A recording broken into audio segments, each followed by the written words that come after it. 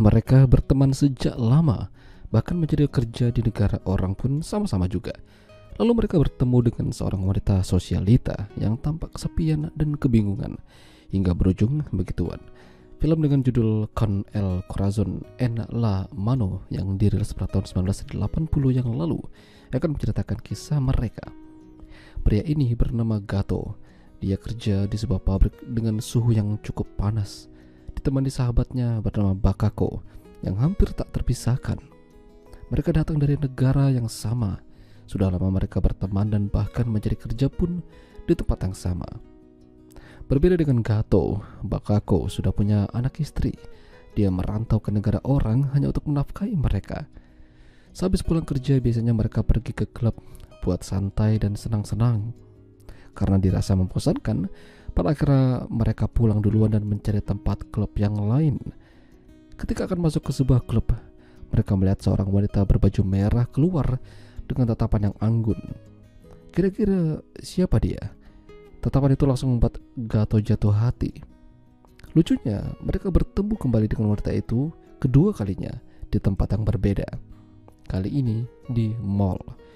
Gato mengajak Bakako mengikutinya masuk ke dalam toilet. Bakako pikir Gato hanya mau berkenalan, tapi ternyata malah digituin si tante tersebut.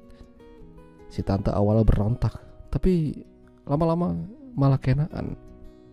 Endingnya Gato dikasih uang.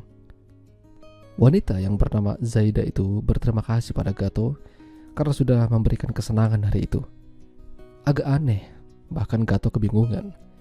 Kira-kira siapa Zaida ini? Bekerja di negara orang tentu ada saja masalahnya.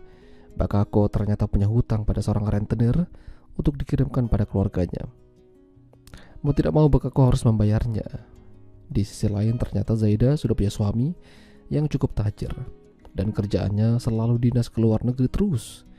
Sayangnya, sepertinya dia tidak mendapatkan perhatian yang cukup darinya dan sepertinya hanya dijadikan pendamping dan sebagai enak-enak saja.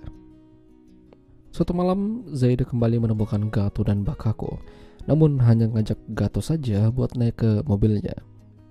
Zaida membawa Gato ke tempat sepi, lalu mereka begituan. Setelah itu, dikasih uang lagi. Sejak diperkodok, Zaida malah keterusan.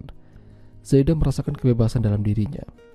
Sudah lama, dia ingin seperti ini karena bersama dengan suaminya dia tidak menjadi dirinya.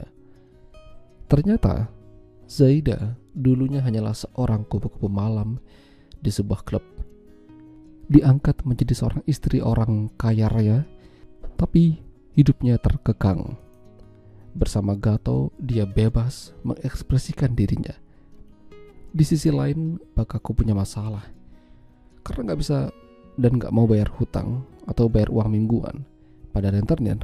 Akhirnya kontrakan mereka dihancurkan. Dia diancam. Bakako bingung harus bagaimana. Kalau gak bisa bayar, rentenir itu akan melaporkannya pada perusahaannya.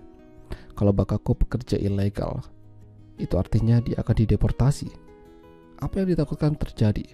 Bakako bakalan dikirim pulang ke negaranya. Tapi tidak jadi karena Zaida menjaminnya dengan membayar semua tunggakan pada rentenir. Gato berterima kasih padanya, tapi ada syaratnya yang harus dipenuhi oleh Gato. Bantuan dari Zaida ternyata tidak gratis. Zaida ingin Gato menghabisi Bakako serta memberikan uang yang banyak padanya.